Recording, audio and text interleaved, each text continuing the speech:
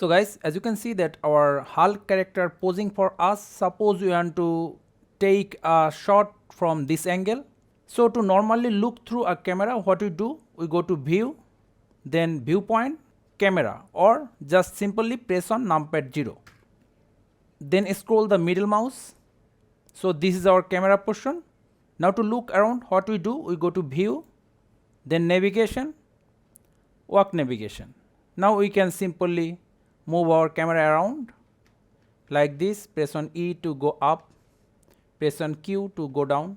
Suppose we want to point the camera in this angle instantly. So what's our solution for that? Control Alt then numpad 0. Done. We do not need to do that navigation anymore. So guys, that's how easily we can point a camera anywhere in our scene in Blender. Thank you guys for watching. Have a good day.